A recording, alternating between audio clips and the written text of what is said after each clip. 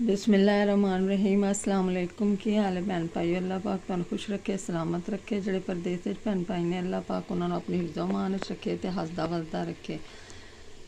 अल्लाह पाक मैनू ते मेरे तमाम वेखण वालियां नू उम्रे ते हज दी सादत नसीब फरमाए। आमीन सुमा आमीन। इस दुआ दे नाल अपना व्लॉग शुरू करनी है। सुबह सुबह का टाइम है क्योंकि गैस का मसला होंदा है, इसलिए मैं उठ के नमाज कुरान पढ़ के ते उस तो बाद ना मैं अपनी हांडी रख लैनी। ए मैं हुण अज पकान लगी हाँ चनिया की दाल ते मेथी।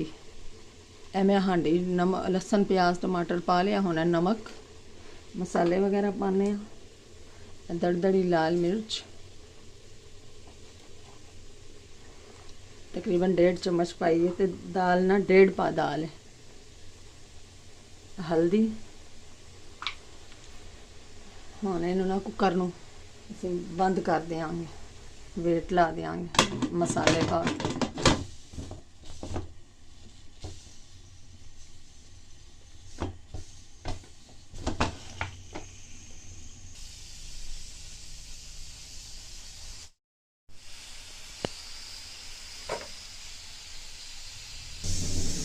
मैं 1.5 पा चने की दाल ली है, जिन्हों मैं साफ करके तो भिगो लिया।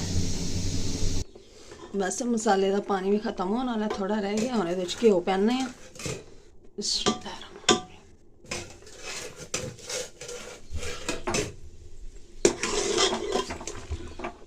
2 चम्मच घ्यो मैं पाया।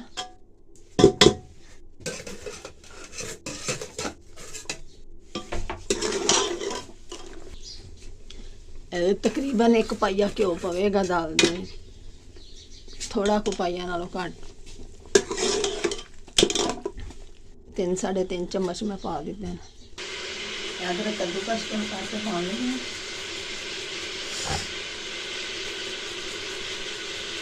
हांडी हम तो लगा नहीं बस।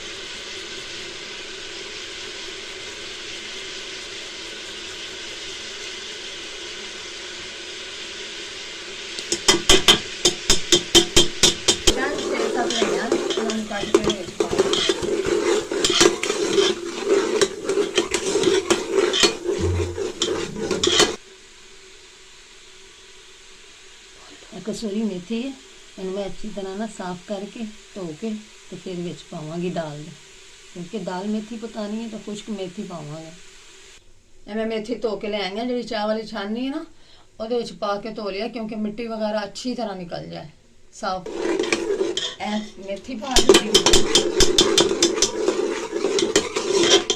अच्छी तरह बुनाई करांगे तो फिर चनिया की दाल पावांगे।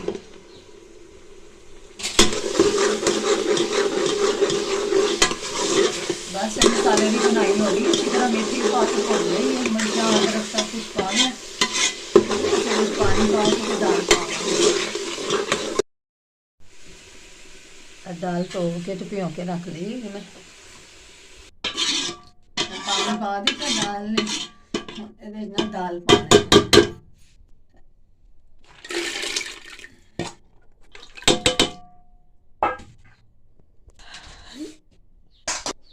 10 मिनट ले लें दाल हूँ, वेट ला देंगे। बस 10 मिनट चनिया की दाल गल जाती है तकरीबन।